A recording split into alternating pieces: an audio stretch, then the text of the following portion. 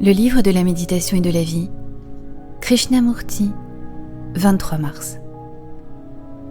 Comment venir à bout de la peur?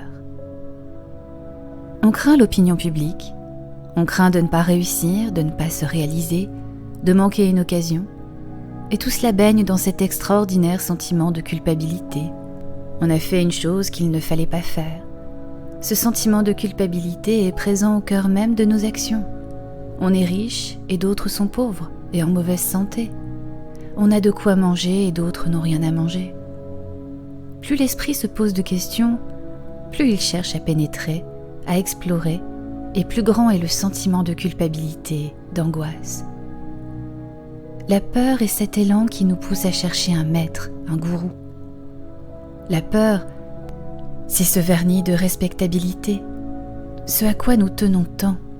Être respectable. Êtes-vous décidé à être assez courageux pour affronter les événements de la vie?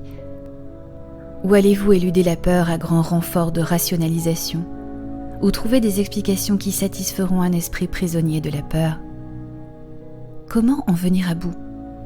Est-ce en allumant la radio, en lisant un livre, en allant au temple, en vous raccrochant à un dogme, à une croyance? La peur est en l'homme l'énergie qui détruit. Elle flétrit l'esprit, elle gauchit la pensée, elle conduit à toutes sortes de théories extraordinairement habiles et subtiles, de superstitions, de dogmes et de croyances. Si vous voyez que la peur est destructrice, alors comment allez-vous vous y prendre pour en effacer toute trace dans votre esprit?